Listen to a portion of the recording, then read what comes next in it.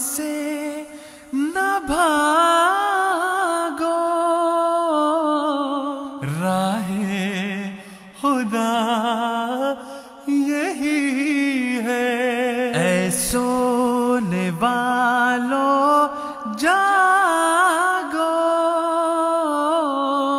شمس الضحیٰ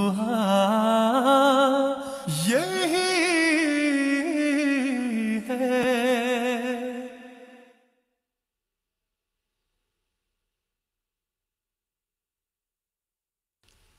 اعوذ باللہ من الشیطان الرجیم، بسم اللہ الرحمن الرحیم۔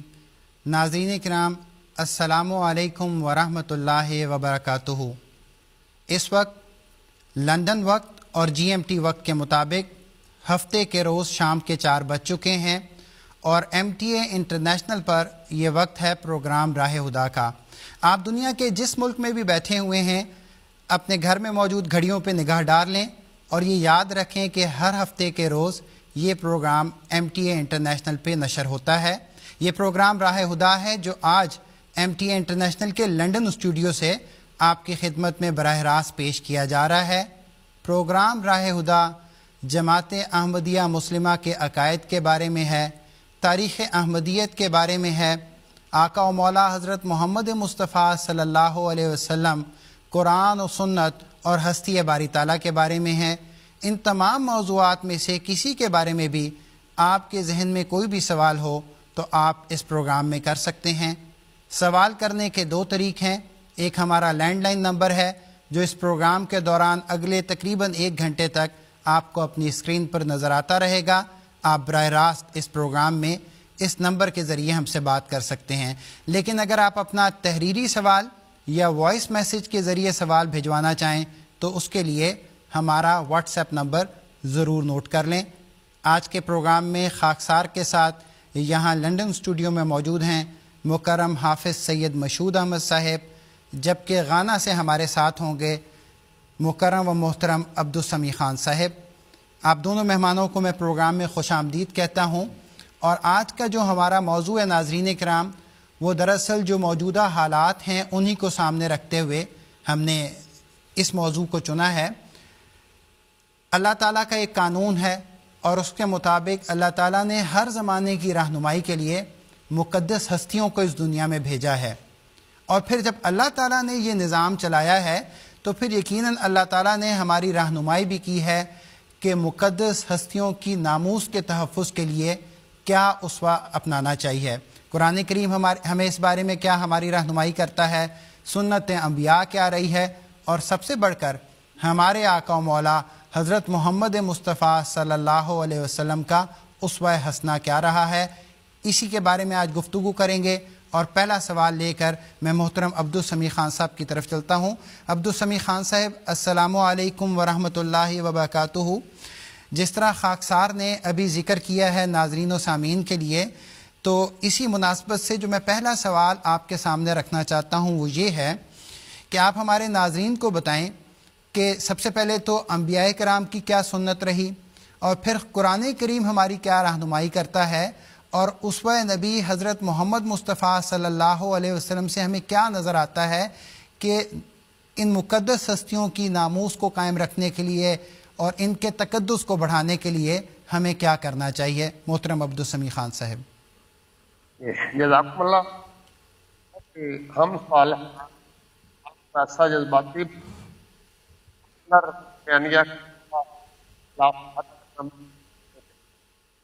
لیکن قرآن اور رسول کریم اور سابقہ انبیاء کی صورت معاملہ خوب کھل کر سامنے آ جاتا ہے۔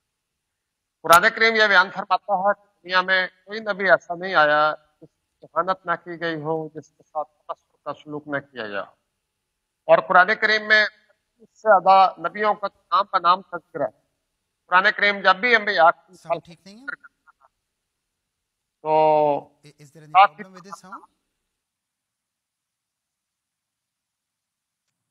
ناظرین کرام، عبدالسمیع خان صاحب سے ہمارا رابطہ ہم دوبارہ کرنے کی کوشش کریں گے، اور ابھی ہمیں ان کی آواز یہاں سنائی نہیں دے رہی، لیکن ہم ان سے دوبارہ رابطہ کرنے کی کوشش کریں گے۔ مجھے کنٹرول روم سے بتایا جا رہا ہے کیا ہم دوبارہ عبدالسمیع خان صاحب سے بات کر سکتے ہیں؟ نہیں، ابھی ہم ان سے بات نہیں کر سکتے۔ حافظ مشہود صاحب، جس طرح کہ ہم نے پروگرام کے آغاز میں اس بات کا ذکر کیا ہے، میں چاہتا ہوں کہ آپ ہی اسی بات کو آگے لے کے چلیں۔ ایک طرف تو یہ ہے کہ ہم نے دیکھنا ہے کہ قرآن کریم ہماری کیا رہنمائی کرتا ہے، اور وہ ہم انشاءاللہ عبدالسمیع خان صاحب کے پاس دوبارہ جائیں گے، ان سے دوبارہ یہ بات پوچھیں گے۔ لیکن ہم نے یہ بھی دیکھنا ہے کہ بانی جماعت احمدیہ حضرت اقدس مسیح موعود علیہ الصلوۃ والسلام نے ہماری اس بارے میں کیا رہنمائی فرمائی ہے۔ تو میں چاہوں گا کہ آپ اس بارے میں کچھ ہمیں بتا دیں، اور پھر ہم عبدالسمیع خان صاحب کے پاس دوبارہ چلے جائیں گے۔ جی، اعوذ باللہ من الشیطان الرجیم، بسم اللہ الرحمن الرحیم۔ حضرت مسیح موعود علیہ السلام نے ناموس رسالت کے لیے جو غیرت دکھائی ہے، جو حمیت دکھائی ہے، وہ وہی ہے جو حضور صلی اللہ علیہ وآلہ وسلم کا ارشاد اور آپ کے اسوہ اور آپ کی سنت سے ہمیں نظر آتا ہے۔ اور حضور صلی اللہ علیہ وآلہ وسلم نے وہی کچھ کیا جو خدا تعالیٰ نے آپ کو بتایا، اور کسی بھی نبی کی اہانت کی جائے یا اس کو برے ناموں سے پکارا جائے، یہ کوئی نئی بات تو نہیں تھی۔ خدا تعالیٰ کے جتنے انبیاء آئے، انہوں نے آ کر ایسی باتیں کی جس پر ساری دنیا ان کے مخالف ہو گئی۔ وسلم کے بھی خلاف لوگ گئے۔ یہ باتیں اس قدر تکلیف دہ ہیں کہ انسان، کوئی بھی باغیرت انسان ان چیزوں کو سن نہیں سکتا اور برداشت بھی نہیں کر سکتا۔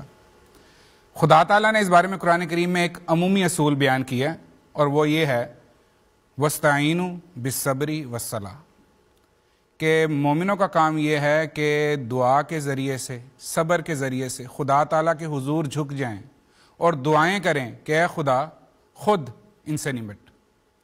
اور یہ وعدہ تو اللہ تعالیٰ نے خود بھی بیان کیا ہوا ہے۔ حضور صلی اللہ علیہ وآلہ وسلم کو خدا تعالیٰ نے مخاطب کر کے فرمایا اِنَّا کَفَيْنَاكَ الْمُسْتَهْزِئِينَ، کہ اے رسول صلی اللہ علیہ وآلہ وسلم، تیری ذات پر جو لوگ استہزاء کر رہے ہیں، ان کے لیے میں خود کافی ہوں۔ تو خدا تعالیٰ نے خود یہ ذمہ لے لیا ہے کہ جو لوگ بھی حضور صلی اللہ علیہ وسلم کی ناموس یا مقدس ہستیوں کی ناموس پر الزام لگاتے ہیں، انگلیاں اٹھاتے ہیں، غلط زبانیاں کرتے ہیں، مغلظات بکتے ہیں، ان کے لیے خدا تعالیٰ خود کافی ہے۔ سورہ احزاب میں جہاں پر خدا تعالیٰ نے مومنوں کو یہ حکم دیا ہے کہ ان اللہ و ملائکتہ یصلون علی النبی یا ایھا الذین آمنوا صلوا علیہ وسلموا تسلیما، کہ مومنوں کا کام یہ ہے کہ حضور صلی اللہ علیہ وآلہ وسلم پر کثرت کے ساتھ درود بھیجیں۔ اور اس سے اگلی جو آیت ہے اس میں خدا تعالیٰ فرماتا ہے کہ ان الذین یؤذون اللہ ورسولہ، یقیناً وہ لوگ جو خدا تعالیٰ کو اور اس کے رسول کو اذیتیں دے رہے ہیں، تو اللہ تعالیٰ نے فرمایا لعنہم اللہ فی الدنیا والآخرہ، کہ اللہ تعالیٰ ان پر اس دنیا میں بھی لعنت کرے گا اور آخرت میں بھی لعنت کرے گا۔ تو معاملہ تو سارا خدا تعالیٰ نے اپنے ہاتھ میں رکھا ہوا ہے کہ اس دنیا میں بھی وہ ذلیل و خوار ہوں گے، آخرت میں بھی ہوں گے۔ تو حضرت مسیح موعود علیہ السلام کا بھی اسوہ اس موقع پر یہی تھا، خدا تعالیٰ کے حضور جھکے، گرے، انتہائی شدید تکلیف کے باعث تھے جو اعتراضات آن وسلم پر کیے گئے۔ میں حضرت مسیح موعود علیہ السلام کا ایک اقتباس پڑھ کر بتاتا ہوں کہ کس طرح سے حضرت مسیح موعود علیہ السلام کو ان اعتراضات پر، ان مغلظات پر اور اس ہرزہ سرائی پر تکلیف ہوا کرتی تھی۔ حضور فرماتے ہیں خدا کی قسم، اگر میری ساری اولاد اور اولاد کی اولاد اور میرے سارے دوست اور میرے سارے معاون و مددگار میری آنکھوں کے سامنے قتل کر دیے جائیں اور خود میرے اپنے ہاتھ اور پاؤں کاٹ دیے جائیں اور میری آنکھ کی پتلی نکال پھینکی جائے اور میں اپنی تمام مرادوں سے محروم کر دیا جاؤں اور اپنی تمام خوشیوں اور تمام آسائشوں کو کھو بیٹھوں، تو ان ساری باتوں کے مقابل پر بھی میرے لیے یہ صدمہ زیادہ بھاری ہے کہ رسول اکرم صلی اللہ علیہ وآلہ وسلم پر ایسے ناپاک حملے کیے جائیں۔ پس اے میرے آسمانی آقا، تو حضور اس تکلیف کا اظہار کس کے سامنے کر رہے ہیں؟ حضور فرماتے ہیں پس اے میرے آسمانی آقا، تو ہم پر اپنی رحمت اور نصرت کی نظر فرما اور ہمیں اس ابتلا سے نجات بخش۔ تو حضرت مسیح موعود علیہ السلام نے خدا تعالیٰ کے حضور گر گڑائے ہیں، لیکن دعاؤں کے ساتھ حضور نے جو اسباب تھے وہ بھی کیے۔ جب حضرت مسیح موعود علیہ السلام دنیا میں تشریف لائے ہیں تو اس وقت جو ہندوستان تھا وہ مذہبی اکھاڑا بنا ہوا تھا، عیسائیوں کی یلغار الگ تھی، ہندوؤں کی یلغار الگ تھی۔ تو وہ کیا کر رہے تھے؟ وہ حضور صلی اللہ علیہ وسلم کی ذات پر، اسلام کی ذات پر، قرآن کریم کی ذات پر حملے کر رہے تھے، اور سادہ لوگ کم عقل کم علم جو لوگ تھے ان کو ورگلا رہے تھے، بہکا رہے تھے۔ عیسائیوں نے اپنے مشن کھولے ہوئے تھے۔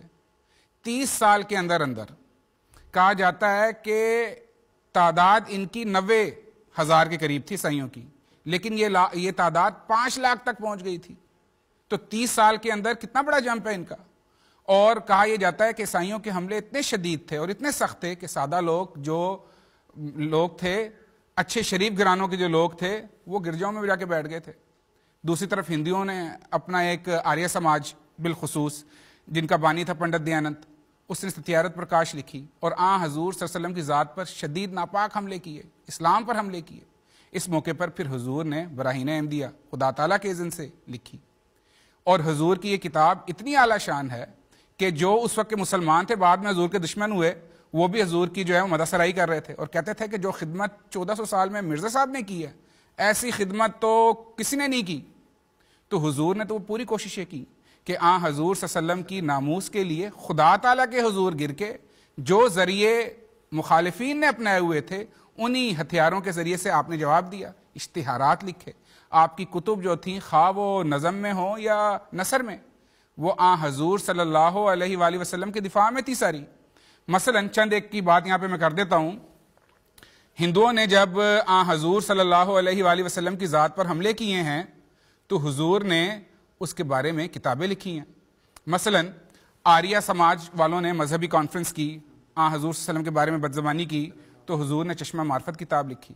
سناتن دھرم والوں نے اگر کچھ حضور صلی اللہ علیہ وسلم کے اسلام کے بارے میں خلاف کچھ ہرزہ سرائی کی ہے تو حضور نے نسیم دعوت لکھی، سناتن دھرم کے نام سے کتاب لکھی۔ عیسائیوں کا جو یلغار تھی وہ یہ تھی کہ اس قدر شدید فتنہ تھا یہ کہ جو مسلمان علماء بنے پھرتے تھے وہ جا کر عیسائیوں کے پادری بن گئے ہیں، اور پھر حضور صلی اللہ علیہ وسلم کی ذات پر جو اپنا مذہب تبدیل کر رہا ہے وہ آپ کا معید تو نہیں ہوگا نا، مخالف ہی ہوگا۔ پھر جس قسم کی انہوں نے بےہودہ گوئی کی ہے، حضرت مسیح موعود السلام کا کلیجہ، آپ کا دل اس بات کو برداشت نہیں کر سکا۔ حضور نے پھر کتابیں لکھی ہیں۔ مثلا پادری ماد الدین تھا، اس نے توضیح الاقوال کتاب لکھی ہے تو حضور نے نور الحق اس کے جواب میں لکھی۔ اگر پادری فتح مسیح ہے، اس نے مغلظات کے خطوط لکھے ہیں تو حضور نے نور القرآن کے ذریعے سے اس کو جواب دیا ہے۔ تو یہ تو کتب کا سلسلہ ہے، لیکن وہ لوگ جو کہتے تھے کہ ہم محمدی مذہب کا نام و نشان مٹا دیں گے، میری مراد الیگزینڈر ڈوئی سے ہے، حضور نے خدا تعالیٰ کے حضور جھکتے ہوئے مباہلے کیے ہیں ان کے ساتھ، اور خدا تعالیٰ کے حضور جھکے ہیں اور کہا ہے کہ اے خدا ان کو نشان عبرت بنا کہ یہ تیرے محمد رسول اللہ صلی اللہ علیہ وسلم کے گستاخ اور تیرے دین کے دشمن ہیں۔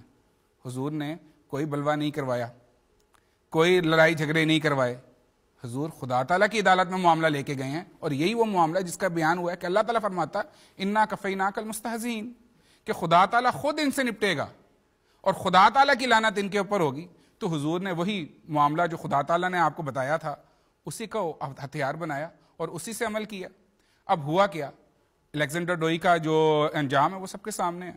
دوسری طرف اگر آریوں کو دیکھیں تو لیکرام نے جو ہرزہ سرائی کی ہے، جو بکواسات کی ہیں، جو مغلظات اس نے کہی ہیں اسلام کے بارے میں، بانی اسلام کے بارے میں، حضرت صاحب کہتے ہیں کہ اس نے تو ہمارا دل چھنی کر کے رکھ دیا۔ حضور نے مباہلہ کیا اور خدا تعالیٰ نے اس کو پکڑا، اس دنیا میں بھی عبرت بنایا اور آخرت میں بھی عبرت بنایا اسے۔ تو کہنے کا مطلب یہ ہے کہ حضرت صاحب کی تو ساری زندگی کا جہاد اسی بات پر تھا کہ اسلام کی اور بانی اسلام کی تعظیم ہو، اور یہی آپ کے آنے کا مقصد تھا۔ خدا تعالیٰ نے فرمایا تھا کہ یحیی الدین و یقیم الشریعہ، کہ یہ آ کر دین کا احیا کرے گا اور شریعت کو قائم کرے گا۔ تو یہی حضور نے کیا، اور وہ شریعت کیا تھی؟ اسلام کا جھنڈا تھا جو سربلند کیا، کوئی اپنی ذات تو نہیں تھی۔ مخالفتیں ہوئیں تو مخالفتیں بھی تو اسی وجہ سے ہوئیں کہ حضور صلی اللہ علیہ وسلم کی ناموس کے لیے آپ کھڑے ہوئے، اور جو ذرائع ہو سکتے تھے۔ مجھے ایک بات یہاں پر یاد آ رہی ہے کہ حضور صلی اللہ علیہ وآلہ وسلم کے دور میں جب مخالفتیں ہوتی تھیں، شعراء حجویہ اشعار کہتے تھے، صلی اللہ علیہ وسلم کے بارے میں غلط بیانی کرتے تھے اور شعروں کے ذریعے سے کرتے تھے۔ تو حضور صلی اللہ علیہ وسلم نے حضرت حسان بن ثابت کو حکم دیا کہ ان کا جواب بھی اسی رنگ میں دو، تو آپ نے اشعار کہے۔ تو حضرت مسیح موعود السلام نے جس انداز میں حملے ہو رہے تھے اسلام پر، اسی انداز میں ان کا جواب دیا۔ اور اس کے علاوہ جو سب سے بڑا ہتھیار تھا وہ تو خدا تعالیٰ کی ذات تھی، وہیں آپ جھکے، وہیں آپ نے اپنی گزارشات کو خدا تعالیٰ کے حضور پیش کیا۔ آخری حوالہ اگر آپ اجازت دیں تو میں یہاں بیان کر دوں۔ حضور کا ایک اور یہاں پر حوالہ ہے جو میں سمجھتا ہوں کہ اگر پیش کر دیا جائے تو حضور کی غیرت اور حمیت نظر آئے گی. حضور فرماتے ہیں جو لوگ ناحق خدا سے بے خوف ہو کر ہمارے بزرگ نبی حضرت محمد مصطفیٰ صلی اللہ علیہ وآلہ وسلم کو برے الفاظ سے یاد کرتے اور آن جناب صلی اللہ علیہ وآلہ وسلم پر ناپاک تہمتیں لگاتے اور بد زبانی سے باز نہیں آتے، ان سے ہم کیوں کر صلح کریں؟ میں سچ سچ کہتا ہوں کہ ہم شورا زمین کے سانپوں اور بیابانوں کے بھیڑیوں سے صلح کر سکتے ہیں، لیکن ان لوگوں سے ہم صلح نہیں کر سکتے جو ہمارے پیارے نبی صلی اللہ علیہ وآلہ وسلم پر، جو ہمیں اپنی جان اور ماں باپ سے بھی پیارا ہے، ناپاک حملے کرتے ہیں. خدا ہمیں اسلام پر موت دے، ہم ایسا کام کرنا نہیں چاہتے جس میں ایمان جاتا رہے. مشہور صاحب بہت بہت شکریہ. یہ جو مضمون ہے کہ کس طرح بانی جماعت احمدیہ حضرت اقدس مسیح موعود علیہ الصلوۃ والسلام نے جب بھی کسی بھی موقع پر ہمارے آقا و مولا حضرت محمد مصطفیٰ صلی اللہ علیہ وسلم کے خلاف کسی نے کوئی بات کی ہے تو کس طرح حضرت اقدس مسیح موعود علیہ الصلوۃ والسلام نے ہر لیول پہ دعا کر کے، جواب دے کر اور عملی نمونہ اور آن حضرت صلی اللہ علیہ وسلم کی ذات اور اسلامی تعلیمات، حقیقی تعلیمات کو پھیلا کر کوشش کی ہیں. ہم انشاءاللہ اسی گفتگو کے سلسلے کو جاری رکھیں گے اور ہم کوشش کر رہے ہیں کہ ہمارا عبدالسمیع خان صاحب سے بھی رابطہ ہو جائے. اور میں اسکرین پر دیکھ رہا ہوں کہ ہمارے پاس سوالات بھی آنے شروع ہو گئے ہیں. ہمارے بھائی ہیں بشیر احمد صاحب کیرلا سے، انہوں نے سوال بھیجا ہے لیکن شاید ان کا سوال ہم اس پروگرام میں شامل نہ کر سکیں کیونکہ یہ سوال فقہی نوعیت کا ہے، لیکن میں نے اپنے بھائی کا نام اس لیے لے دیا تاکہ ان کو تسلی ہو جائے کہ ان کا سوال ہم تک پہنچ چکا ہے. اب ہم جو پہلا سوال مشہور صاحب آپ کے سامنے میں پیش کرنا چاہوں گا، ہمارے بھائی ہیں خواجہ عبد المومن صاحب. انہوں نے ایک بنیادی نوعیت کا سوال پوچھا ہے، میں چاہتا ہوں اس کے بارے میں آپ کچھ بتا دیں. وہ یہ پوچھنا چاہتے ہیں کہ جو لوگ الہی جماعتوں سے ارتداد اور فرار اختیار کرتے ہیں ان کے بارے میں قرآن کریم کیا روشنی ڈالتا ہے؟ میں سمجھتا ہوں اس موقع سے فائدہ اٹھاتے ہوئے بات کی جائے. جو اسلام میں ارتداد کی سزا کا ذکر ہوتا ہے یا قتل مرتد کا ذکر ہوتا ہے، جس کے بارے میں خاص طور پہ تکلیف کے ساتھ میں کہہ رہا ہوں، وہ لوگ کہلاتے تو اپنے آپ کو مسلمان ہیں لیکن اسلامی تعلیمات سے بہت دور ہٹ کے اس کے بارے میں وہ بیان کرتے ہیں. اس بارے میں لوگوں کی رہنمائی کر دیں. دراصل وہ پوچھنا یہ چاہ رہے ہیں کہ کیا اسلام میں جو شخص مرتد ہو جاتا ہے اس کی سزا قتل ہی ہے؟ تو قرآن کریم تو کہیں پر بھی اس کی اجازت نہیں دیتا، نہ حکم دیتا. اور آن وسلم کے اسوے میں بھی یہ بات نظر آتی ہے کہ آن حضور صلی اللہ علیہ وسلم نے کبھی اس قسم کا کوئی حکم نہیں دیا. قرآن کریم نے فرمایا لا اکراہ فی الدین، دین میں کوئی جبر نہیں ہے. اور دوسری طرف اگر ہم دیکھیں تو ہمیں نظر آتا ہے قرآن کریم کی ایک آیت ہے ان الذین آمنوا ثم کفروا ثم آمنوا ثم کفروا ثم ازدادوا کفرا. اللہ تعالیٰ فرماتا ہے کہ یقیناً وہ لوگ جو ایمان لائے اور پھر کافر ہو گئے، پھر ایمان لائے پھر کافر ہو گئے، پھر کفر میں بڑھ گئے، تو اللہ تعالیٰ کہتا ہے ان کا معاملہ میرے ساتھ ہے، میں ان کو عذاب دوں گا. تو کہنے کا مطلب یہ ہے کہ اگر ایک شخص ایمان لاتا اور کافر ہو جاتا تو آسان تو فرماتے نا اس کو قتل کر دو. تو دوسری دفعہ بھی ایمان لا رہا ہے اور پھر کافر ہو رہا ہے تو دوسری دفعہ تو ایمان کی بات ہی نہیں بنتی، اس سے پہلے وہ قتل کر دیا جاتا.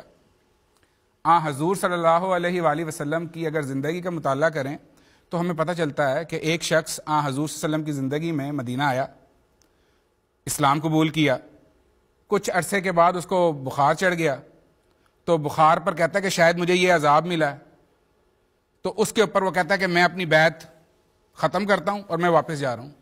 تو حضور صلی اللہ علیہ وسلم نے فرمایا انما المدینۃ کالکیر، کہ مدینہ تو ایک بھٹی کی طرح ہے جو اپنے پاک کو زیادہ نتھار دیتا ہے اور جو بد ہوتی ہے چیز اس کو نکال کے باہر پھینکتا ہے. تو حضور صلی اللہ علیہ وسلم نے صحابہ کو یہ تو نہیں کہا یہ مرتد ہو رہا ہے، بیعت کر لی تھی، اس کو پکڑو قتل کرو. تو حضور صلی اللہ علیہ وسلم نے تو ایسا کوئی حکم جاری نہیں کیا. ایک اور مثال ہے عبداللہ بن سرا کی، کاتب وحی تھا. حضور صلی اللہ علیہ وآلہ وسلم نے اس کے معافی مانگنے پر اسے معاف کر دیا. اس کے علاوہ اگر ہم ایک اور مثال دیکھتے ہیں کہ مثلا جب صلح حدیبیہ ہوا تو اس وقت جو معاہدہ تحریر ہوا تھا اس معاہدے کی ایک شق یہ تھی کہ جو شخص مسلمان ہو کر مکہ سے مدینہ چلا جائے گا تم نے اس کو واپس کرنا، اور جو مدینہ سے شخص اسلام کا ارتداد کر کے واپس آئے گا تم نے وہ ہمیں واپس کر دینا ہے. اگر تو خدا تعالیٰ کی طرف سے کوئی حد اس قسم کی آ گئی تھی تو حضور صلی اللہ علیہ وآلہ وسلم تو خدا تعالیٰ کی حدود کے اندر کبھی بھی کمپرومائز نہیں کرتے تھے. مثلا وہ موقع، وہ واقعہ جو بڑا مشہور ہے، جس میں ذکر آتا ہے کہ فاطمہ نام کی ایک عورت نے چوری کی، تو آنسا نے فرمایا کہ خدا کی حدود کا معاملہ ہے، اور یہ حدود جو ہیں وہ اس قدر فرض ہیں کہ ان کے اوپر عمل ہوگا. اگر میری اپنی بیٹی فاطمہ بھی ہوتی تو میں اس کے بھی یاد کاٹتا. تو اگر خدا تعالیٰ کی کوئی حد ایسی ہوتی کہ جو شخص اپنا دین تبدیل کرے گا اس کو قتل کر دیا جائے گا، تو یہ لازمی تھا کہ حضور صلی اللہ علیہ وآلہ وسلم کبھی اس قسم کی کوئی شرط تسلیم ہی نہ کرتے. حضور کہتے ہیں نہیں بھائی، اس پر کمپرومائز نہیں ہوگا. اگر کوئی شخص ہمیں چھوڑے گا، ہمارا دین کہتا ہے اس کو قتل کرو. تو حضور صلی اللہ علیہ وآلہ وسلم کا اس شرط کو صلح حدیبیہ کے موقع پر قبول کرنا اس بات کی غماز ہے کہ اسلام میں اس قسم کی تعلیم تھی ہی نہیں. مشہور صاحب، جس طرح آپ نے ذکر کیا، اب اگر ہم خود حضرت صلی اللہ علیہ وسلم کی تعلیمات پہ نگاہ ڈالیں، ایک تو آپ نے یہ ذکر کر دی نا قرآنی آیات کے حوالے سے، جو ہمارے بھائی خواجہ عبد المومن صاحب نے پوچھا تھا کہ قرآن تو اس طرح کا کوئی ذکر کرتا ہی نہیں ہے. اور پھر سیرت النبی صلی اللہ علیہ وسلم سے بھی آپ نے بڑا ایک دلچسپ واقعہ بیان کیا. ہمیں یہ نظر آتا ہے کہ ہمارے آقا و مولا حضرت محمد مصطفیٰ صلی اللہ علیہ وسلم نے ایک بہت عمومی رنگ کی اور بہت وسیع قسم کی خود تعریف فرمائی ہے کہ مسلمان کون ہے، اور اس میں کسی کو دخل اندازی کی پھر آپ نے اجازت نہیں دی ہے. چنانچہ آپ صلی اللہ علیہ وسلم یہ فرماتے ہیں، جب مدینہ میں مردم شماری کروائی گئی ہے، اس کا انتظام ہوا، تو فرمایا اکتبوا لی من تلفظ بالاسلام من الناس، یعنی جو کوئی زبانی اقرار کر رہا ہے کہ میں مسلمان ہوں تو اس کا نام آپ نے لکھ لینا اس لسٹ میں جو مسلمانوں کی لسٹ تیار کی جائے گی. اور پھر اسی طرح نسبتاً تھوڑی سی وسیع تعریف میں حضرت صلی اللہ علیہ وسلم نے فرمایا من صلی صلاتنا واستقبل قبلتنا واکل ذبیحتنا فذلک المسلم الذی لہ ذمۃ اللہ و ذمۃ رسولہ فلا تغفر اللہ فی ذمتہ. اب اس تعریف میں حضرت صلی اللہ علیہ وسلم ایک طرف یہ بیان فرما رہے ہیں کہ جو کوئی ہمارے ساتھ نماز پڑھتا ہے، ہماری طرح نماز پڑھتا ہے، ہمارے قبلے کی طرف وہ رخ کرتا ہے، اور پھر وہ ہمارا ذبیحہ کھاتا ہے، ایک طرف تو وہ ہمارے ساتھ ہو گیا، دوسرا اللہ تعالیٰ کا اور رسول کا اور تمام امت مسلمہ کا یہ فرض بنتا ہے کہ اس کی حفاظت کا خیال کیا جائے. اور یہاں پہ میرے خیال میں بالکل یہ بھی حق بجانب ہوگا کہ وہ واقعہ بھی بیان کر دیا جائے جو حضرت اسامہ بن زید رضی اللہ عنہ کے حوالے سے آتا ہے کہ جب ایک موقع پر آپ سریہ پہ تشریف لے کے گئے اور وہاں پر آمنا سامنا ہو گیا ایک آدمی سے، اور اس نے جب اس پہ آپ نے جسے کہتے ہیں قابو پا لیا تو اس نے لا الہ الا اللہ، صرف لا الہ الا اللہ پڑھا، لیکن آپ نے اس کو قتل کر دیا. جب یہ واقعہ حضرت صلی اللہ علیہ وسلم کے سامنے بیان ہوا تو آپ صلی اللہ علیہ وسلم بار بار یہ کہتے تھے افلا شککت عن قلبی، کیا تو نے اس کا سینہ پھاڑ کے سینہ چیر کے دیکھا تھا؟ اور حضرت اسامہ بن زید بھی یہ بیان کرتے ہیں کہ مجھے اتنی تکلیف ہوئی کہ کاش میں اس واقعے سے پہلے مسلمان ہی نہ ہوا ہوتا. چنانچہ ایک طرف تو ہمیں سنت نبی صلی اللہ علیہ وسلم یہ نظر آ رہی ہے کہ جو شخص اپنے آپ کو مسلمان قرار دیتا ہے لوگ اس کو مانتے ہیں، حضرت صلی اللہ علیہ وسلم بھی اس کو مانتے ہیں، اور جو کوئی اپنے آپ کو اسلام سے علیحدہ کرتا ہے تو اس کے بارے میں حضرت صلی اللہ علیہ وسلم قرآن کریم کی تعلیمات کے مطابق بالکل گویا اس سے کنارہ کشی اختیار کر لی جاتی ہے. بہرحال گفتگو کا سلسلہ جاری رہے گا. مشہود صاحب، اگلا سوال یہ ہماری بہن ہیں سیدہ مبشرہ شکیل صاحبہ، انڈیا سے یہ سوال بھیج رہی ہیں. عمومی نوعیت کا ان کا بھی سوال ہے، اور میرے خیال میں سوال پڑھ دیتا ہوں، آپ اس کے اوپر روشنی ڈال دیں. وہ یہ پوچھنا چاہتی ہیں کہ کیا ہمارے پیارے آقا و مولا حضرت محمد مصطفیٰ صلی اللہ علیہ وسلم بچپن سے ہی اللہ تعالیٰ کے وجود پر یقین رکھتے تھے؟ کیا ان کے والدین مسلمان تھے؟ یہ جو عمومی مسلمان کی تعریف ہے اس میں بات کریں، مجھے امید ہے آپ اس کی وضاحت کر دیں گے. دیکھیں، بات یہ ہے کہ مشرک نہیں تھے، ایک اور معاملہ ہے، یہ بالکل الگ معاملہ ہے. جب تک مثلا تحویل قبلہ کے بارے میں جو خدا تعالیٰ نے حکم نازل کیا کہ حضور صلی اللہ علیہ وآلہ وسلم بیت المقدس کی طرف رخ کر کے نماز پڑھتے تھے، لیکن بعد میں جب خدا تعالیٰ کی طرف سے آپ کو حکم ہوا کہ آپ نے خانہ کعبہ کی طرف رخ کر کے نماز پڑھنی ہے، اللہ تعالیٰ نے فرمایا وَلَئِنِ اتَّبَعْتَ أَهْوَاءَهُمْ، اگر تو نے ان کی نفسانی خواہشات کی اب پیروی کی جبکہ تیرے پاس ہدایت آ گئی ہے تو پھر انکا اذا لمن الظالمین، تو پھر ظالموں میں سے ہوگا. تو جب تک خدا تعالیٰ نے کوئی معاملہ نہیں دیا، نبی آتا کیوں ہے؟ نبی آتا ہی اس لیے ہے کہ وہ خدا تعالیٰ کے دین کی خدا تعالیٰ سے سمجھ لے کر لوگوں کو آگے تفہیم کروائے. اور اللہ تعالیٰ یہی کہتا ہے کہ میں رسولوں کو اس لیے بھیجتا ہوں لِأَلَّا يَكُونَ لِلنَّاسِ عَلَى اللَّهِ حُجَّةٌ بَعْدَ الرُّسُلِ، کہ لوگوں پر خدا تعالیٰ کے خلاف کوئی حجت نہ ہو کہ ہمیں تو پیغام ہی نہیں ملا، اگر پیغام ملتا تو ہم مان لیتے. تو حضور صلی اللہ علیہ وآلہ وسلم کی ساری زندگی، خواہ آپ کی پیدائش ہے، اس کے بعد کے واقعات ہیں، اور آخر تک کبھی اس میں یہ شائبہ نہیں رہا کہ آپ صلی اللہ علیہ وسلم کبھی بھی کامل موحد نہیں تھے. آپ حضرت ابراہیم علیہ السلام کا جو دین تھا اس کی پیروکار تھے. ہاں وہ جس شکل میں بھی تھا اس کی آپ پیروی کرتے تھے، لیکن مشرک نہیں تھے. بالکل ٹھیک. اور حضرت ابراہیم علیہ السلام کے بارے میں تو اللہ تعالیٰ قرآن کریم میں فرماتا ہے حنیفا مسلمہ.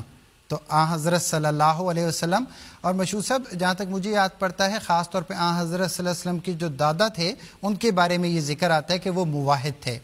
ناظرین اکرام، ہم پروگرام کا سلسلہ آگے کی طرف بڑھاتے ہیں اور میں اپنے ناظرین کو یہ بتانا چاہتا ہوں کہ آپ کے سوالات ہمیں موصول ہو رہے ہیں اور ہم ایک ایک کر کے ان کو اس پروگرام میں شامل کریں گے. لیکن خاص طور پر یہاں پر ایک بات عرض کرنا بہت ضروری سمجھتا ہوں. ہم یہ جانتے ہیں کہ اس پروگرام کو دیکھنے والے دو طرح کے ہمارے ناظرین و سامعین ہیں. ایک تو وہ لوگ ہیں جن کا تعلق جماعت احمدیہ سے ہے اور وہ ہمارے غیر جماعت احمدیوں سے گفتگو کرتے رہتے ہیں اور ان کے سامنے مختلف سوالات آتے ہیں، وہ اس پروگرام میں اپنے سوالات ہمارے سامنے ضرور پیش کریں. اس کے علاوہ یقیناً ہمارے سننے والے ایسے ہمارے بھائی اور بہن بھی ہیں جو حقیقتاً جماعت احمدیہ کے عقائد کے بارے میں تحقیق کرنا چاہتے ہیں، جاننا چاہتے ہیں کہ وہ کیا ہیں. اول تو ہمارا یہ پلیٹ فارم آپ کے لیے حاضر ہے، آپ ضرور سوال کریں. لیکن آپ کی رہنمائی کے لیے میں یہ بھی عرض کر دینا چاہتا ہوں کہ جماعت احمدیہ کی آفیشیل ویب سائٹ ہے alislam.org. جب بھی آپ کو وقت ملے آپ اس ویب سائٹ کو ضرور وزٹ کریں. آپ چاہے انگریزی زبان بولنے والے ہیں، بنگلہ زبان بولنے والے ہیں، عربی زبان بولنے والے ہیں، اردو زبان بولنے والے ہیں، بلکہ دیگر زبانوں میں بھی آپ کو جماعت احمدیہ کے عقائد کے بارے میں ہماری ویب سائٹ alislam.org پر کافی مواد ملے گا. سرچ کریں اور اپنے سوالات کے جوابات وہاں سے بھی حاصل کریں. پروگرام کا سلسلہ آگے بڑھاتے ہیں اور مجھے بتایا تو یہ گیا ہے کہ سمیع خان صاحب اس وقت ہم سے بات کر سکیں گے، تو میں چاہوں گا کہ ہم سمیع خان صاحب سے بات کریں. السلام علیکم ورحمۃ اللہ وبرکاتہ. عبدالسمیع خان صاحب. وعلیکم السلام ورحمۃ اللہ وبرکاتہ. ٹھیک ہے سمیع خان صاحب، کیا کریں، یہ بہرحال ایک دوریاں ہیں، آپ غانا میں بیٹھے ہوئے ہیں، ہم یہاں بیٹھے ہوئے ہیں. اب ہم آپ کی شاید تصویر تو نہ دیکھ سکیں لیکن ہم نے آپ کا نام اپنے سامنے اسکرین پر لگا لیا ہے. آپ کو دوبارہ پروگرام میں خوش آمدید. اور میں چاہوں گا کہ آپ اس وقت جو پہلا سوال میں نے آپ کے سامنے رکھا تھا اسی پہ روشنی ڈالیں. سوال یہ تھا کہ سنت انبیاء کیا ہے، حضرت صلی اللہ علیہ وسلم کا اسوہ کیا ہے، اور قرآن کریم اس بارے میں ہماری کیا رہنمائی کرتا ہے کہ جب بھی مخالفین انبیاء کسی قسم کی اہانت کا سلوک کرتے ہیں تو انبیاء علیہم السلام اور آقا و مولا حضرت محمد مصطفیٰ صلی اللہ علیہ وسلم کا کیا اسوہ رہا. جزاکم اللہ بران صاحب. قرآن کریم انبیاء کی پوری تاریخ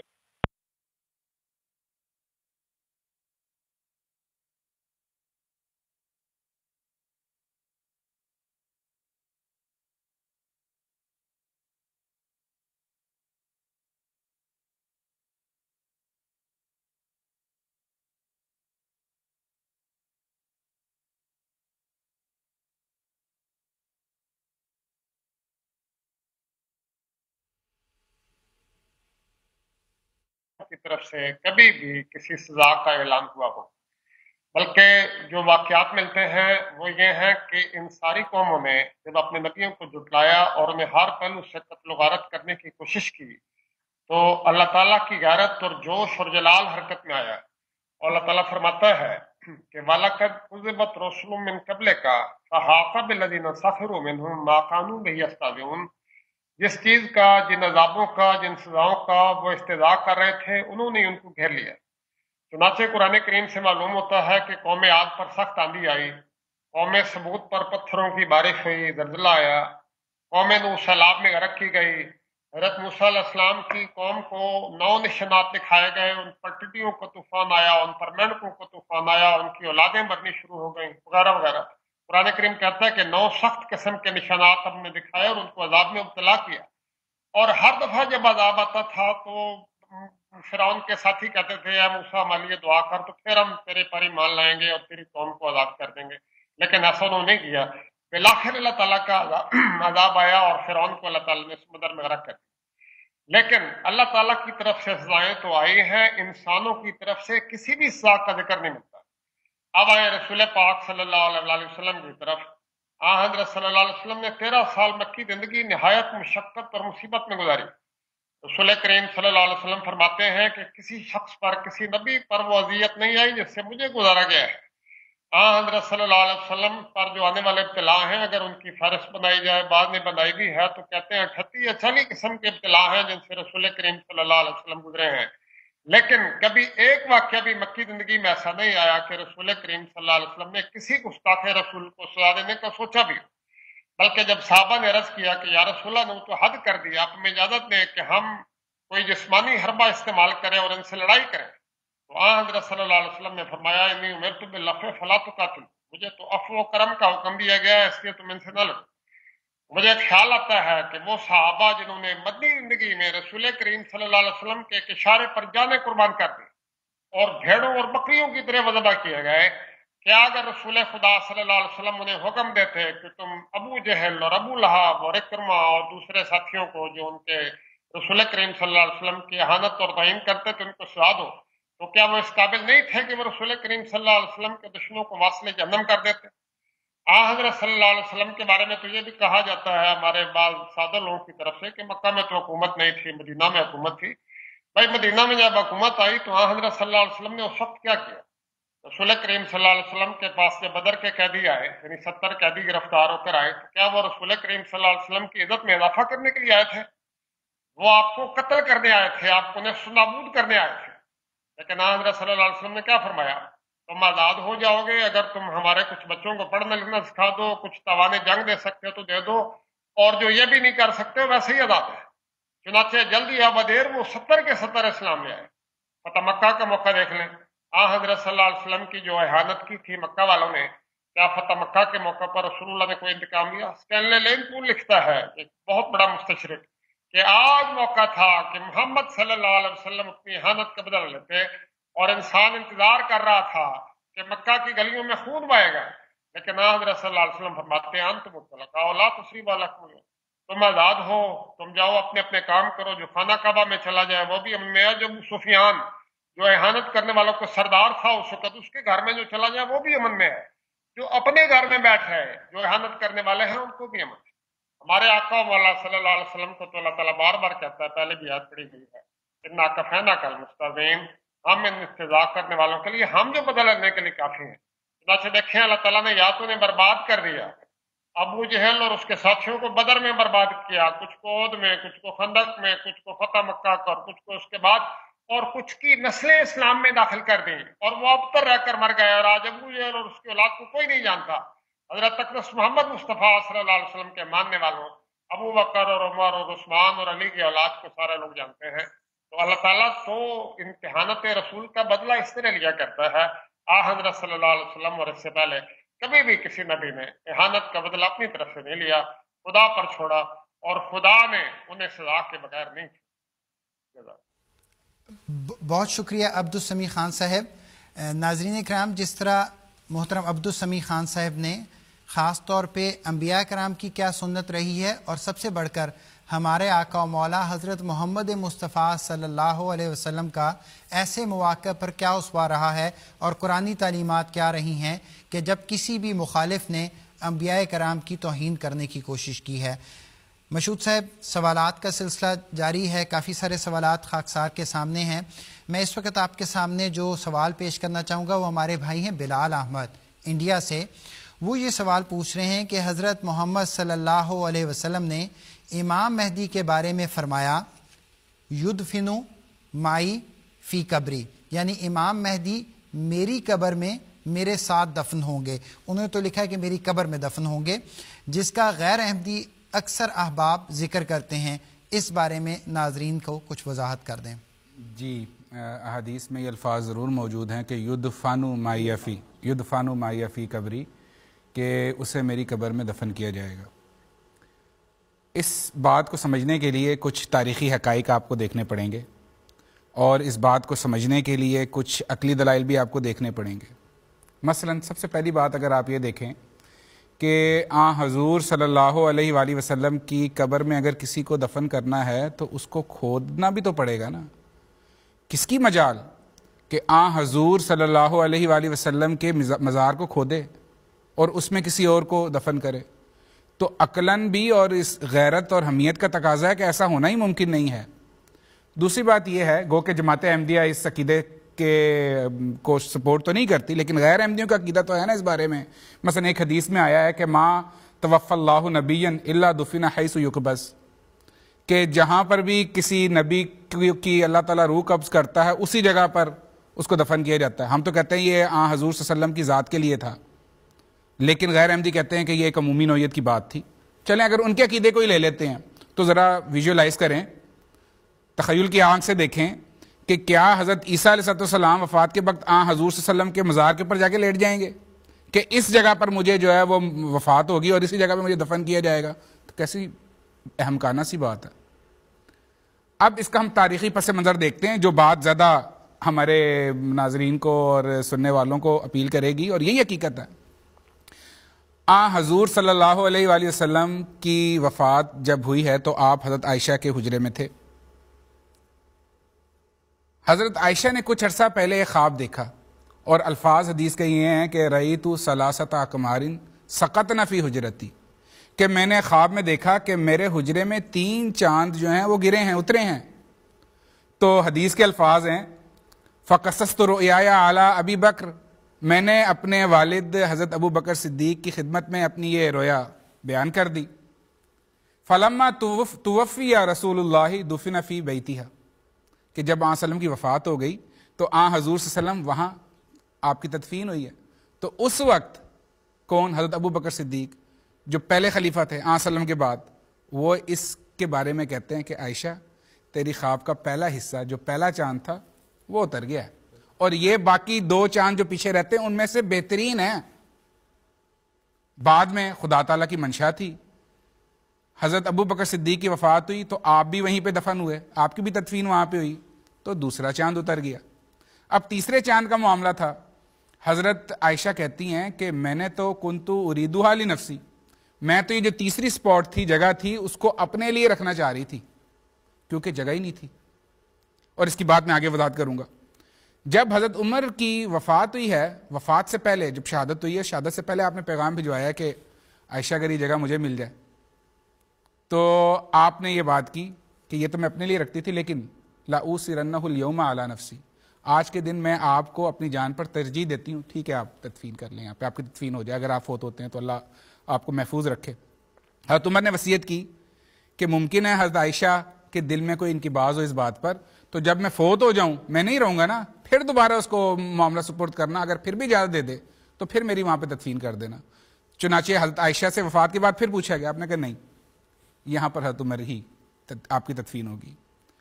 تو یہ سارا معاملہ بتاتا ہے کہ چوتھے کی تو جگہ ہی نہیں تھی۔ اگر کسی چوتھے کی جگہ ہوتی اس مقبرے میں، اس مزار میں، تو آپ کہتے ٹھیک ہے وہ بھی آ جائے گا، میرے لیے بھی جگہ بن ہی جائے گی، تو آپ بھی آ سکتی تھی وہاں پر۔ تو نہ جگہ تھی اور سب سے بڑھ کر نہ خواب تھا۔ اچھا یہ تو ایک پہلو اور ہو گیا۔ حضور صلی اللہ علیہ وآلہ وسلم نے بیان فرمایا کہ قیامت کے دن جب خدا تعالی لوگوں کو کھڑا کرے گا حشر کے لیے، تو سب سے پہلی جو قبر کسی کی کھلے گی، آنسر فرمایا وہ میری ہوگی، اس کے بعد ابو بکر صدیق کی، اس کے بعد عمر کی، ثم اتا اہل البقی، پھر اہل بقی کے لوگ آئیں گے، پھر دوسرے لوگوں کو کھڑا کیا جائے گا۔ آنسر فرما رہے ہیں سب سے پہلے میری قبر کھلے گی۔ یہ حدیثیں ہیں۔ حضور صلی اللہ علیہ وسلم کی قبر کھلتی اور اس کے اندر حضرت عیسیٰ علیہ السلام ہوتے تو وسلم یہ نہ فرماتے کہ سب سے پہلے میری قبر کھلے گی، مجھے خدا تعالیٰ کھڑا کرے گا، میری قبر میں حضرت عیسیٰ بھی ہوں گے، وہ بھی کھڑے ہو جائیں گے، یا امام مہدی ہوں گے، وہ بھی کھڑے ہو جائیں گے۔ تو وسلم نے جو آخرت کا نظارہ بیان کیا اس میں بھی کہیں امام مہدی کا ذکر نہیں تھا۔ اچھا اب سوال یہ ہے کہ حدیث تو ٹھیک ہے، پھر اس کا مطلب کیا ہے؟ قرآن کریم کی سورہ جو ہے 30ویں پارے کی سورہ عبس، اس میں اللہ تعالیٰ فرماتا ہے انسان پیدا ہوتا ہے، بڑا ہوتا ہے، پھر اللہ تعالیٰ کہتا ہے ثم اماتہ فاقبرہ، پھر اللہ اس کو موت دیتا ہے، پھر اس کی قبر بناتا ہے۔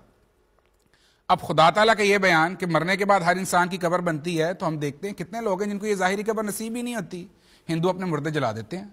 جو بیچارہ سمندر میں پرانے دوروں میں بھی اب بھی فوت ہوتا ہے اس کو سمندر برد کر دیتے ہیں، اس کو بھی ظاہری قبر تو نہیں ملتی، لیکن اللہ تعالیٰ کہہ رہا ہے کہ قبر ہے. حضور صلی اللہ علیہ وسلم فرماتے ہیں قبر کی تعریف میں، القبر روضۃ من ریاض الجنہ، قبر جو ہے یہ جنت کے باغات میں سے ایک باغ ہے. او حفرۃ من حفر نیران، یا جہنم کے گڑھوں میں سے ایک گڑھا ہے. تو گویا کہ جو شخص کی قبر نیک ہوگا تو وہ جنت کے باغوں میں سے ایک باغ میں ہوگا، بد ہوگا تو دوزخ میں ہوگا. تو حضور صلی اللہ علیہ وسلم جو فرما رہے ہیں یدفن معی فی قبری، تو فرما یہ رہے ہیں کہ جنت میں جس مقام پر میں ہوں گا، خدا تعالیٰ امام مہدی کو یا مسیح موعود السلام کو بھی میرے ساتھ اسی مقام پر جنت میں رکھے گا. اور حضور صلی اللہ علیہ وسلم کی ایک اور حدیث اگر آپ دیکھیں، جب کسی صحابی نے پوچھا کہ حضور کیا مجھے آپ کی میت جنت میں حاصل ہوگی، تو حضور نے فرمایا المرء مع من احبہ، آدمی اسی کے ساتھ ہوگا جس سے اس کو محبت ہو. تو یہ چیز بتاتی ہے کہ امام مہدی علیہ السلام، حضرت مسیح موعود السلام کو خدا تعالیٰ حضور صلی اللہ علیہ وسلم کی محبت سے اس قدر بھر دے گا کہ گویا وہ اس دنیا میں بھی آپ کے ساتھ ہیں اور آخرت میں بھی. اور آپ تو کہتے یہی ہیں سب ہم نے اس سے پایا، شاہد ہے تو خدایا، کہ ہم نے تو جو کچھ ملا ہے سب وسلم کی بدولت ہے. بالکل ٹھیک. اور مشہور صاحب جس طرح آپ نے ذکر کیا، حضرت اقدس مسیح موعود علیہ السلام کی کوئی کتاب اٹھا کے دیکھ لیں، ملفوظات دیکھ لیں جس میں حضرت اقدس مسیح موعود علیہ السلام کے ارشادات موجود ہیں. جگہ جگہ ہمیں یہی اظہار نظر آتا ہے کہ ایک طرف تو آپ علیہ السلام عشق الہی میں مغفور نظر آتے ہیں، تو دوسری طرف جو عشق الہی جس معلم سے آپ نے سیکھا وہ آقا و مولا حضرت محمد مصطفیٰ صلی اللہ علیہ وسلم کی ذات ہے. تو عشق محمدی، عشق رسول صلی اللہ علیہ وسلم میں ہمیں حضرت بانی جماعت احمدیہ ڈوبے ہوئے نظر آتے ہیں. ناظرین کرام، اس موقع سے فائدہ اٹھاتے ہوئے آپ لوگوں کی خدمت میں خاص طور پہ جو جماعت احمدیہ کے بارے میں جاننا چاہتے ہیں، ایک گزارش ضرور ہم کرنا چاہیں گے، اور وہ یہ گزارش ہے کہ بجائے اس کے کہ ہماری مخالفین کی طرف سے کوئی بھی جو کاٹ پیٹ کے حوالے نکالے گئے ہیں جن کو سیاق و سباق سے ہٹا کر آپ کے سامنے پیش کیا جاتا ہے، ان پر آپ بھروسہ نہ کریں. اور یہ انصاف کا بھی تقاضا یہی ہے کہ اگر آپ کسی دعوے دار کے بارے میں تحقیق کرنا چاہتے ہیں تو کم از کم اس کی تحریر آپ ضرور پڑھیں. اور ہم آپ سے گزارش کرنا چاہتے ہیں، ہم آپ کو یہ کہنا چاہتے ہیں کہ اگر جماعت احمدیہ کے بارے میں آپ جاننا چاہتے ہیں اور یہ دیکھنا چاہتے ہیں کہ حضرت بانی جماعت احمدیہ کس طرح جماعت احمدیہ کو اللہ تعالیٰ کے قریب لے کے گئے ہیں اور آقا و مولا حضرت محمد مصطفیٰ صلی اللہ علیہ وسلم کی محبت میں، اطاعت میں اور پیروی کی طرف لے کے گئے ہیں، تو حضرت بانی جماعت احمدیہ کی کسی نہ کسی ایک کتاب کا مطالعہ ضرور کریں. مجھے امید ہے آپ اس بات پہ عمل کریں گے. اگلا سوال لے کر میں محترم عبدالسمیع خان صاحب کی طرف جاتا ہوں. عبدالسمیع خان صاحب، یہ اگلا سوال جو میں آپ کے سامنے پیش کرنا چاہوں گا، یہ ہمارے بھائی ہیں عرفان احمد کینیڈا سے. تو میں آپ کے سامنے یہ سوال کرنا چاہوں گا، ہم عبدالسمیع خان صاحب سے بات کر سکتے ہیں؟ جی عبدالسمیع خان صاحب آگے ہیں. سمیع صاحب، یہ ہمارے بھائی عرفان احمد ہیں کینیڈا سے، یہ سوال یہ پوچھ رہے ہیں کہ آزادی اظہار رائے، فریڈم آف اسپیچ کے بارے میں اسلامی تعلیمات کیا ہیں؟ اور وہ یقیناً کیونکہ ہم اسلامی تعلیمات کا ذکر کر رہے ہیں تو وہ چاہتے ہیں کہ قرآن، حدیث، حضرت اقدس مسیح موعود علیہ السلام اور خلفاء کی ارشادات کی روشنی میں یہ آپ ہمارے بھائی کو بتا دیں. جی بالکل درست ہے. جی بہت دنیا میں اسی حوالے سے آزادی ضمیر کا شعرہ ہے، تو میں اصولی باتیں چند ان کے سامنے رکھنا چاہتا ہوں. قرآن کریم نے اصولی بات یہ کہی ہے کہ قولوا للناس حسنا. یہ ہدایت بنی اسرائیل کو بھی تھی، مسلمانوں کو بھی تھی کہ لوگوں سے بات کہو جو اچھی ہو اور اچھے رنگ میں بات کہو. اور فرمایا کہ اچھی بات کو بھی ایسے رنگ میں نہ کہو کہ لوگوں میں نفرتیں پھیلیں. چنانچہ قرآن کریم بیان فرماتا ہے کہ لا تسبوا الذین یدعون من دون اللہ فیسبوا اللہ عدوا بغیر علم. وہ لوگ جو خدا کے علاوہ دوسرے معبودوں کو پکارتے ہیں ان کو بھی گالیاں دو، حالانکہ وہ جھوٹے ہیں، بے معنی چیزیں ہیں، ناکارہ چیزیں ہیں، ان کی کوئی حیثیت نہیں. لیکن اللہ تعالیٰ فرماتا ہے کہ اگر تم ان کو گالیاں دو گے تو ان کے ماننے والوں کو بہرحال تکلیف ہوگی اور اس کے نتیجے میں بھڑک اٹھیں گے اور تمہارے سچے خدا کو گالیاں دیں گے. اس سے پتہ لگا کہ قرآن کریم یہ بیان فرماتا ہے کہ سچائی کا اظہار ایسے رنگ میں جس سے انسانوں میں نفرت پھیلیں اور تکلیفیں پھیلیں اور دکھ پھیلیں، اسلام اس کو پسند نہیں کرتا. चुनाचे हजरत मूसा अलैहि सलाम को जब अल्लाह ताला ने फिरौन की तरफ भेजा, अब फिरौन तो मुशरिक था और बनी इसराइल के नबी हजरत मूसा अलैहिस्सलाम पर ईमान लाने से इनकारी था, खुदा का इनकारी था। इसके बावजूद जब अल्लाह ताला ने हजरत मूसा और फिरौन दोनों को, हजरत मूसा और हजरत हारून दोनों को फिरौन की तरफ भेजा है, तो फरमाया कूला लहू कौलन लय्यनन, फिरौन से भी बात करना तो नरमी से बात करना, सहूलत से बात करना, ऐसी बात ना करना जिससे खामखा भड़क उठे। अब आप देखिए कुरान ने हजरत मूसा अलैहिस्सलाम की सारी गुफ्तगू को महफूज किया है। हजरत मूसा ने नहायत उम्दगी से बात की है और नहायत आला रंग में ऐसे तरीक पर उसको शिकस्त दी है कि वो मबहूत और लाजवाब हो गया। और बिलाखिर जब वो हजरत मूसा अलैहिस्सलाम के साथ एक मुकाबले में बिल्कुल पसमानदा हो गया और हार गया, तो फिर उसके जादूगरों ने तो इस्लाम कबूल कर लिया, लेकिन फिरौन फिर भी बाज नहीं आया। हजरत सल्लल्लाहु अलैहि वसल्लम ने भी हमें अपनी सुन्नत और रुखसत से यही तालीम दी है। हजरत सल्लल्लाहु अलैहि वसल्लम ने फरमाया है कि ला तुफज़िलूनी अला मूसा, ये उस मौके पर फरमाया जब मुसलमान, एक मदीना के एक मुसलमान और एक यहूदी के दरमियान झगड़ा हो गया इस बात पर कि मूसा बड़े हैं या रसूल करीम सल्लल्लाहु अलैहि वसल्लम। अब यकीनन रसूल करीम सल्लल्लाहु अलैहि वसल्लम का मकाम और मर्तबा हजरत मूसा से बहुत बुलंद वाला था, लेकिन मुसलमान ने यहूदी को थप्पड़ मार दिया। यहूदी रसूल करीम सल्लल्लाहु अलैहि वसल्लम के पास शिकायत लेकर गया, तो रसूलुल्लाह ने फरमाया ला तुफज़िलूनी अला मूसा, मूसा पर मुझे इस रंग में फजीलत मत दो जिससे लोगों के दरमियान नफरतें फैलें और बजाय हमारे करीब आने के वो दूर होते चले जाए। इसी तरह आपने ये भी फरमाया कि ला तुफज़िलूनी अला यूनुस, या किसी का ये काम नहीं है कि अपने आप को यूनुस से भी अफसल कहे। अब कहाँ रसूल करीम सल्लल्लाहु अलैहि वसल्लम और कहाँ हजरत यूनुस अलैहिस्सलाम, दोनों खुदा के प्यारे हैं, लेकिन रसूलुल्लाह कोई मुकाबला तो नहीं कर सकता। तो रसूल करीम सल्लल्लाहु अलैहि वसल्लम ने इस बात से बना फरमाया कि इस रंग में सच्चाई की वजाहत की जाए या सच्चाई को बयान किया जाए जिससे लोगों को तकलीफ हो। यहाँ तक कि मैं एक और दिलचस्प वाक़या आपकी खिदमत में अर्ज करता हूँ, और उसमें उस सवाल का भी जिक्र आ जाए कि जो लोग इहानत करते हैं रसूलुल्लाह उनके साथ क्या सलूक करते थे। यहूदी जब रसूल करीम सल्लल्लाहु अलैहि वसल्लम के पास से गुजरते तो आपसे कहते अस्सलामु अलैकुम, सलाम की बजाय अस्सलामु अलैकुम, तुझ पर हलाकत हो। अब देखिए यहाँ भी तौहीन हो रही है, लेकिन हज़रत सल्लल्लाहु अलैहि वसल्लम उसके जवाब में क्या करते हैं। एक तो हज़रत आयशा भी सुन रही थी, हज़रत सल्लल्लाहु अलैहि वसल्लम ने जवाब में फरमाया वालैकुम, यानी वालैकुम सलाम नहीं कहा, वालैकुम सिर्फ कह दिया। हजरत आयशा फरमाती हैं कि मुझे इस पर बड़ा तैश आया और मैंने कहा या रसूलल्लाह, यहूदी आपको अस्सलामु अलैकुम कह रहे हैं, आप पर हलाकत हो, जवाब में यह तो कहें वालैकुम सलाम, तुम पर भी हलाकत हो, आपने तो सिर्फ वालैकुम कह दिया है। तो हज़रत सल्लल्लाहु अलैहि वसल्लम ने फरमाया कि मैं कोई बुरी बात ज़बान पर लाना पसंद नहीं करता, मेरी दुआ तो उनके हक में सुनी जाएगी, उनकी बददुआ मेरी हक में नहीं सुनी जाएगी। इसी तरह यह भी जिक्र आता है कि हज़रत सल्लल्लाहु अलैहि वसल्लम ने एक दफ़ा हज़रत आयशा से फरमाया कि इंसान के हक में ये बात बहुत बुरी है कि लोग उससे उसकी बदजुबानी की वजह से, उसकी सख्त कलामी की वजह से उससे दूर भागे। तो सारे अंबिया को देखें, नहायत मोहब्बत करने वाले, नहायत लतीफ़ कलाम करने वाले, सच्चाई के लंबरदार, लेकिन इंसानों के जज्बात को ठेस नहीं पहुंचाते थे, दुख नहीं पहुंचाते थे। हज़रत सल्लल्लाहु अलैहि वसल्लम और हज़रत मसीह मऊद अलैहिस्सलाम का भी यही उसवा है। हज़रत मसीह मऊद अलैहिस्सलाम ने एक जगह फरमाया, सिर्फ एक हवाला पढ़ देता हूँ वरना तो लंबी बात है। हुजूर ने फरमाया मैं तमाम मुसलमानों और आर्यों और हिंदुओं पर जाहिर करता हूँ कि दुनिया में कोई मेरा दुश्मन नहीं है, मैं सिर्फ उन बातिल अकायद का दुश्मन हूँ जिससे सच्चाई का खून होता है, और तमाम इंसानों से मुझे ऐसे ही प्यार है जैसे एक वालदा मेहरबान अपने बच्चों से प्यार करती है। यह है इस्लामी तालीम का नमूना जो हज़रत सल्लल्लाहु अलैहि वसल्लम और हज़रत मसीह मऊद अलैहिस्सलाम ने आज़ादी इज़हार के हवाले से काम फरमाया है। अपने अकीदे को ज़रूर बयान करो, उस हद तक जिस हद तक किसी ने कहा था कि दूसरे की नाक तक तुम्हारी हद है, दूसरा अगर सुने भी तो तैश में ना आए, उसके जज्बात में ना भड़कें, उसके दिल को तकलीफ ना हो, सच्चाई को जरूर बयान करना चाहिए। जमातें भी है अल्लाह के फजल से 100-125 साल से सच्चाई को निहायत हिकमत के साथ, जैसा कि कुरान करीम ने कहा, इदफा बिल्लती है, ये आसान तरीके पर यह सच्चाइयाँ बयान करती चली जा रही। बिल्कुल समी खान साहब, जिस तरह आपने एक मुख्तसर से वक्त में काफ़ी तफसील बयान कर दी है और यही हमारे लिए भी और हमारे नाजरीन के लिए भी रहनुमाई है। हाफिज़ मशहूद साहब, प्रोग्राम का वक्त तो बहुत तेज़ी से अपने अख्ताम की तरफ जा रहा है। हमारे रेगुलर सवाल भेजने वाले हैं आरिफुज़्ज़मान साहब, इनका सवाल बहुत रेलेवेंट है, आजकल के हालात के बारे में है।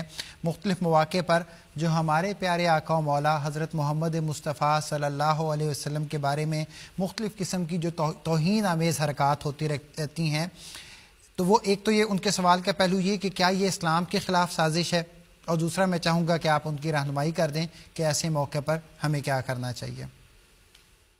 سب سے پہلی بات تو یہ ہے کہ اسلام کے خلاف سازش ہے تو یہ اللہ بہتر جانتا ہے، لیکن بعید نہیں۔ اور چونکہ ہمارے معاشرے میں علم کی کمی کی وجہ سے، اور سب سے بڑھ کر یہ کہ ہدایت نہ ہونے کی وجہ سے، کیونکہ ہدایت کے لیے تو ایک امام کا ہونا ضروری ہے نا، جہاں پر ہر گلی کے نکڑ پر امام بنا ہوا ہے، تو جو اس کی عقل ہے اس حساب سے اس نے لوگوں کو لے کر جانا ہے۔ وہ عربی میں کہتے ہیں کہ اذا کان الغراب دلیل قوم سیہدیہم الی طریق الحالکین، کہ جب کسی قوم کا کوا حکمران بن جائے نا تو پھر ایسی قومیں ہلاکت کی طرف ہی جاتی ہیں۔ تو اگر تو ان کے پیچھے جانا ہے تو آپ کی مرضی۔ ہم تو یہ کہتے ہیں کہ ہم تو خدا تعالیٰ کے فضل سے ایک امام کے پیچھے ہیں، اور امام کے بارے میں حضور صلی اللہ علیہ وسلم نے فرمایا ہے کہ الامام جنۃ یقاتل من ورائہ، امام ڈھال ہے، اس کے پیچھے رہنا ہے۔ تو ہم تو امام کے پیچھے ہیں، اور ہمارا یہ عقیدہ ہے، اعتقاد ہے کہ وہ خدا تعالیٰ سے ہدایت پاتا ہے، اور خدا تعالیٰ ہر لمحہ ہر لحظہ اس کی حفاظت کرتا ہے اور اس کی رہنمائی کرتا ہے۔ تو ہمارے لیے تو یہ معاملہ سمجھنا مشکل ہی نہیں ہے۔ تو ہم دیکھتے ہیں کہ حضور کا اپنا کیا اسوہ ہے۔ حضور کا اپنا اسوہ یہ ہے کہ ریسنٹلی جو 2 ہفتے پہلے حضور نے یہ دوبارہ جو فرانس کے صدر کی طرف سے ایک بیان آیا تھا، اس کے اوپر حضور نے کھل کے بات کی ہے، خطبہ جمعہ میں بات کی ہے، اور حضور نے کہا ہے کہ دیکھو یہ ساری امت مسلمہ کا متفقہ فیصلہ ہونا چاہیے تھا کہ کھڑے ہو جاتے ہیں آن سلم کی ناموس کے لیے، پھٹے پڑے ہو تم لوگ، خدا کے لیے آن سلم کے لیے کھڑے ہو، اور سب کو ایک زبان ہو کر کہنا چاہیے تھا کہ انف از انف، ٹھیک ہے آزادی رہا اپنی جگہ، لیکن حضور صلی اللہ علیہ وسلم کے بارے میں جو بات کر رہے ہو یہ مناسب نہیں ہے۔ حضور نے مجھے یاد ہے کہ ایک موقع پر ہالینڈ میں جا کر وہاں پہ بیان کیا کہ تم لوگ ایک مخصوص مذہب کے لوگوں کو، اس کے لیے تم نے قانون بنائے ہوئے ہیں ان کے حقوق کے لیے، اور وجہ کیا ہے؟ تاکہ دنگا فساد نہ ہو، بلبے نہ ہو، مار کٹائی نہ ہو، جلاؤ گھراؤ نہ ہو۔ تو تم حضور صلی اللہ علیہ وسلم کے لیے بھی یہی قوانین بنا لو تاکہ قیام امن ہو۔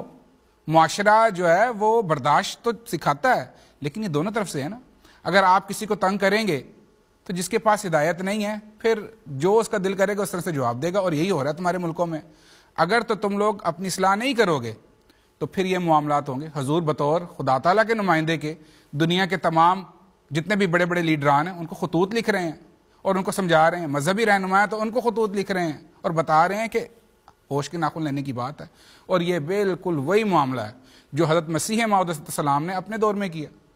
حضور کے دور میں جس قدر اسلام مخالف حربے تھے، اس کا جواب حضور نے کیا دیا؟ حضور نے یہ کہا کہ اس موقع کی طرف آ جاتے ہیں، اس موقف کی طرف آ جاتے ہیں کہ جتنے بھی بانیان تھے مذاہب کے، یہ سارے بزرگ نیک پیارے لوگ تھے۔ حضرت بدھ ہوں تو وہ خدا کے فرستادہ، حضرت عیسیٰ ہوں تو وہ خدا کے فرستادہ، وسلم میں تو وہ خدا کے فرستادہ، امام حضرت کرشن علیہ السلام ہو، رام چندر علیہ السلام ہو، یہ سب خدا تعالیٰ کے فرستادہ۔ سکھوں کی بات کریں تو گرو نانک صاحب خدا تعالیٰ کے پیارے محبوب ولی اللہ۔ تو ہم ان لوگوں کی عزت کرتے ہیں قائم۔ اتنے لوگوں کا ان کو قبول کرنا اس بات کی دلیل ہے کہ خدا تعالیٰ کی تائید ان کے ساتھ تھی، خدا تعالیٰ کی ہدایت کا کچھ نہ کچھ سرچشمہ تھے یہ لوگ۔ تو آؤ ان کی تعظیم میں اپنی زبانوں کو اگر تعریف نہیں کر سکتے تو بد زبانی بھی نہ کریں نا، تو اس سے معاشرے میں امن پیدا ہوگا۔ اور حضور یہی کہہ رہے ہیں، یہ سمجھا رہے ہیں سب کو۔ بالکل مشہور صاحب، جس طرح آپ نے ذکر کیا ہے، میں ناظرین کو یہ بتانا چاہوں گا کہ خاص طور پہ حضرت اقدس مسیح موعود علیہ السلام کی ایک کتاب ہے جس کا نام ہے گورنمنٹ، انگریزی اور جہاد۔ اس کتاب میں حضرت اقدس مسیح موعود علیہ السلام نے خاص طور پر یہ سن 1900 میں لکھی گئی یہ کتاب، یعنی آج سے 120 سال پہلے جو حضرت اقدس مسیح موعود علیہ السلام نے اصول بنائے ہیں اور اصول بیان فرمائے ہیں کہ معاشرے سے کس طرح ایک دوسرے سے خلاف جو نفرت کے جذبات ہیں وہ کم کیے جائیں، ان میں یہ باتیں بھی بیان کی ہیں کہ ٹھیک ہے آپ اپنے مذہب کی خوبیاں جتنی مرضی بیان کریں، لیکن کسی دوسرے مذہب کے یا مقدس ہستیوں کے بارے میں کسی بھی قسم کی کوئی بھی نیگیٹو بات کرنے کی ضرورت نہیں ہے۔ پروگرام اپنے اختتام کو پہنچ رہا ہے، لیکن میں چاہتا ہوں کہ ہماری بہن خالدہ رانا ہیں، ان کا سوال لے کر میں عبدالسمیع خان صاحب سے بات کروں۔ عبدالسمیع خان صاحب، ہماری بہن خالدہ رانا صاحبہ یہ پوچھ رہی ہیں کہ آج کل انصاف کے بارے میں کہا تو بہت جاتا ہے لیکن اس پر عمل نہیں ہوتا، اسلام میں انصاف کی حقیقی تشریح کیا ہے؟ عبدالسمیع خان صاحب اگر ہمیں اس سوال کا جواب دے دیں۔ जज़ाकुम अल्लाह। बहुत ही अहम सवाल है इन हालात के हवाले से। कुरान करीम ने इंसाफ के लिए अदल का लफ्ज़ इस्तेमाल किया है और अदल जुल्म के मुकाबले पर है। अदल के माने हैं हर चीज़ को उसकी जगह पर रखना। कुल्लो शैन वज़िअ फ़ी महल्ले ही फ़ी गैर महल्ले ही फ़हुव ज़ुल्मुन। हर चीज़ जो अब गैर महल पर रखी जाए, जहाँ उसकी जगह ना हो, वो जुल्म है। तो कुरान करीम ये बयान फरमाता है कि अल्लाह ताला ने ज़मीन व आसमान में बल्कि सारी कायनात में एक तवाज़ुन पैदा करके रखा हुआ है। हर चीज़ अपनी जगह पर रखी है। सिर्फ निज़ाम शमसी को ले लें, निज़ाम कायनात को ले लें, सारे सितारे सैयारे घूम रहे हैं और कोई दूसरे से टकरा नहीं रहा, कोई किसी के मदार में नहीं जा रहा, कोई किसी का हक सलब नहीं कर रहा। अल्लाह ताला कहता है कि यही अदल तुम इंसानों के दरमियान कायम करो। इन्नल्लाह यामुरु बिल अदल वल इहसान व इताइ ज़िल कुर्बा। चुनाचे हज़रत सल्लल्लाहु अलैहि वसल्लम से जब पूछा गया, आपने फरमाया आते कुल्ल ज़ी हक़्क़िन हक़्क़हु, हर किसी को जिसका हक बनता है, जो भी हक बनता है उसको दो। और सिर्फ इंसानों को मुखातब नहीं फरमाया, बाप को उसका हक दो, माँ को उसका हक दो, रिश्तेदारों को उसका हक दो, अजीजों को उसका हक दो, मिस्किनों को उनका हक दो, यतामा को उनका हक दो, मुसाफिरों को उनका हक दो, हत्ता के रस्ते को भी उसका हक दो। हमारे आका मौला मोहम्मद मुस्तफ़ा सल्लल्लाहु अलैहि वसल्लम ने तो अदल की इतनी वसी तालीम दी है कि हज़रत खलीफतुल मसीह राबे रहमहुल्लाह ताला ने अदल एहसान इताए ज़िल कुर्बा पर बाकायदा जलसा सालाना पर 5-6 लंबी लंबी तकारीर फरमाई, जो किताबी शक्ल में शाया हो चुकी हैं। और बुनियाद आपने वहीं से उठाई कि अल्लाह ताला सारी कायनात में अदल और एहसान और इताए ज़िल कुर्बा का जिक्र करते, यही इंसान को हुक्म है। तो बच्चे को उसका हक मिलना चाहिए, जवान को उसका हक मिलना चाहिए, बूढ़े को उसका हक मिलना चाहिए, औरत को उसका हक मिलना चाहिए। जो हुकूक खुदा ने और फितरत ने उसके लिए मुकर्रर किए हैं, वो सारे हुकूक मिलने चाहिए। लेकिन इंसान जुल्म करता है और अल्लाह ताला फरमाता है इन्नल्लाह ला युहिब्बुज़ ज़ालिमीन इन्नल्लाह ला युहिब्बुल मुअतदीन। हद से बढ़ने वालों पर और खुदा ताला जुल्म करने वालों पर मोहब्बत की निगाह नहीं रखता, बल्कि नफरत करता है और उनको क़यामत के दिन अपने अमाल का जवाब भी होना पड़ेगा। रसूल करीम सल्लल्लाहु अलैहि वसल्लम ने फरमाया कि अगर कोई बालिश भर जमीन किसी की दूसरे की अपने कब्जे में कर लेता है, तो क़यामत के दिन 7 जमीनों का तौक उसके गले में पहनाया जाएगा और उससे कहा जाएगा कि अब इसे उठा कर दिखाओ, अब इसका हक अदा। तो अल्लाह ताला और कुरान करीम और रसूल करीम सल्लल्लाहु अलैहि वसल्लम ने इंसाफ को निहायत उसके आला मेयार तक पहुंचाने की तलकीन फरमाई है और उसकी सारी तफासिल बयान फरमाई हैं, जिसके बयान करने का तो यहाँ वक़्त नहीं है। जिन अहबाब को या हमारी इस बयान को दिलचस्पी हो तो खलीफतुल मसीह राबे की इस किताब, जिसका उन्वान यही है अदल एहसान और इताए ज़िल कुर्बा, उससे ज़रूर फ़ायदा उठाएं। बहुत बहुत शुक्रिया अब्दुल समी खान साहब। नाज़रीन कराम, आपने यकीनन इस प्रोग्राम के दौरान ये देखा होगा कि हम मुख्तलिफ़ किताबों का ज़िक्र करते हैं, मुख्तलिफ़ हवाला जात का ज़िक्र करते हैं। तो मैं आपको दोबारा ये याद दहानी करवाना चाहूँगा कि ये तमाम कुतुब और ये तमाम हवाला जात अल्लाह ताला के फ़ज़ल व करम के साथ हमारी ऑफिशियल वेबसाइट alislam.org पे मौजूद हैं। आप वहाँ इनसे इस्तेफ़ादा कर सकते हैं। और नाज़रीन इकराम, मैं प्रोग्राम के अख्ताम से पहले आपको ये भी अर्ज़ करना चाहूँगा कि ये जो हमारा सिलसिला है गुफ्तगू को, वह इंशाअल्लाह लंदन स्टूडियो से भी आइंदा चंद प्रोग्रामों में भी जारी रहेगा। आप इस वक्त को नोट कर लें, इस मौजू को नोट कर लें और जब भी आपको मौका मिले तो इस प्रोग्राम को ज़रूर देखें और अपने सवालात हमें ज़रूर भेजें। मैं प्रोग्राम के अख्ताम से पहले अपने पैनल मेंबरान हाफिज़ मशहूद अहमद साहब और अब्दुल समी खान साहब का भी शुक्रगुज़ार हूँ और ख़ास तौर पर अपने नाज़रीन कराम का मैं शुक्र अदा करना चाहता हूँ, शुक्रिया अदा करना चाहता हूँ, क्योंकि आपके सवालात पर ही मबनी ये प्रोग्राम होता है। किसी ने क्या खूब कहा है, मोहम्मद अरबी बादशाह हर दो सरा, करे है रूह कुदस जिसके दर की दरबानी, उसे खुदा तो नहीं कह सकूं पे कहता हूँ कि उसकी मर्तबा दानी में है खुदा दानी। हमने तो यही सीखा है बानिया जमात अहमदिया से। अगले प्रोग्राम तक के लिए इजाज़त दीजिए। अस्सलामु अलैकुम वरहमतुल्लाहि वबरकातुहू।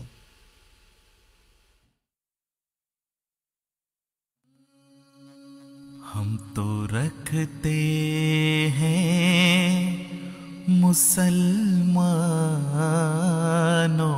का दीन, हम तो रखते हैं मुसलमानों